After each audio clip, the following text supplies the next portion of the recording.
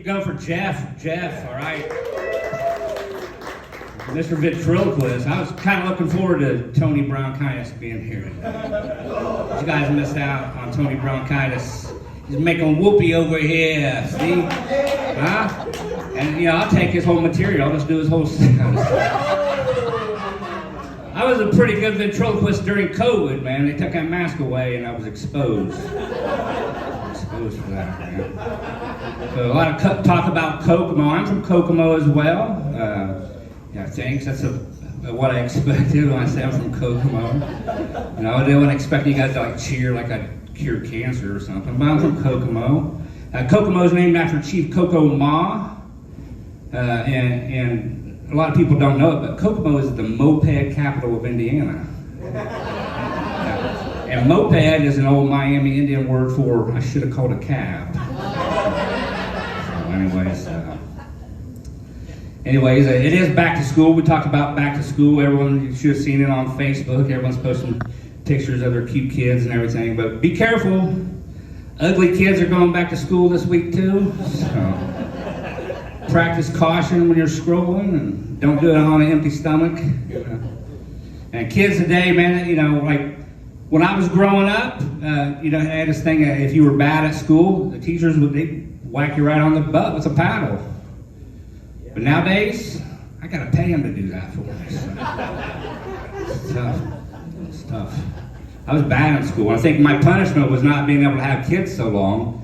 I was 31 before I had my first kid. My first wife, we were married 9 years before we had kids.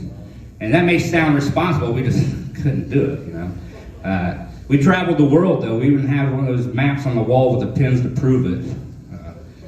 The yellow pins mark everywhere in the world we had sex. And that's what the red pins mean too, but we had to put a towel down. I'm glad you guys are laughing and not groaning. Because you'd be groaning when I tell you what the brown pins.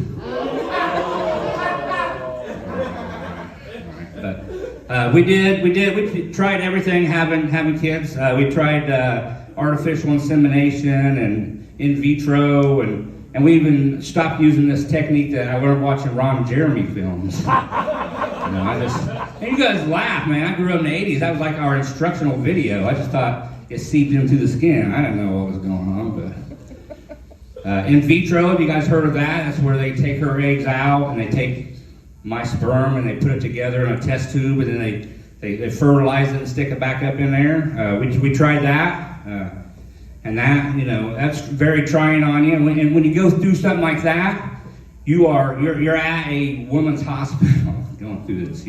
So when you're in the lab and they call your name, they know what you're getting ready to do.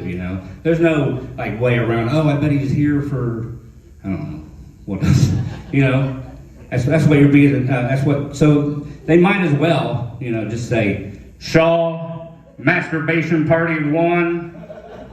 Shaw masturbation party of 1, because they, everyone knows what you're going back there for. So you go back there in these rooms, and this was in the 90s, man. They didn't have our smartphones. We didn't have that. There was no internet. There was internet, but if they had it back in those rooms, it would have been dial-up, And if anyone's ever been horny and then went to look for material on dial-up, you probably finished long before you ever heard, "You've got mail." That's a old internet joke, but there was a long time where I couldn't even get an erection until I heard.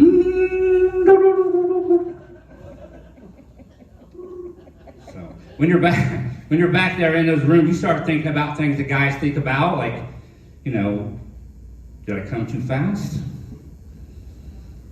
Is a quart and a half enough? Is that my specimen on the VCR? Because that's what it was back then, the VCR.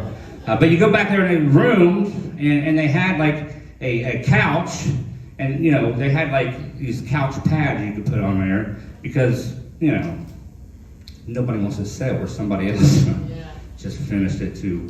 a Playboy of Jessica Hahn, or something like that. But you know, you get in doing something like that, and you start, it becomes a fetish itself, you know, and try finding that on the internet, you know, where you doing it and putting your specimen in a little cup and handing it through a window to a person in a lab coat. You just can't find that. So you talk a lot about dating. Are you on the dating apps, or? You're on the dating apps? Have you met anybody good off the dating apps? I met somebody off there, said she was a cat woman, right? And we kind of hit it off and brought her home. And about 2 o'clock in the morning, she woke me up, washing her left leg in my bed. And she went right back to sleep when she was finished. That's what cats do. That's a cat lady, all right? I met a woman, and her profile said NSFW. Yeah, I thought it was going to be some kinky stuff, but she just couldn't hold a job. She was a lazy, so. Anyways, have you met anybody on one of you? No? No. They look like crap. They do? It's like pan for gold. Is that the light? A bunch of rocks. Is that the light back there? Yeah. Okay, all right, okay. So, anyways, I hope you find somebody on there. And is there a couple? Are you guys a couple back here? Couple of what? Couple. No. We have, and you guys, how long have you been married with 6 kids? 5 years. 5 years? All right, 5 years, 6 kids. You guys have been busy, right? Does she still give you butterflies? Oh, yeah. Yeah. Well, she thinks you're gay, because that's a horrible gift for a straight guy. All right, my name is Jimmy Shaw. It has been my time. Yeah, but Jimmy!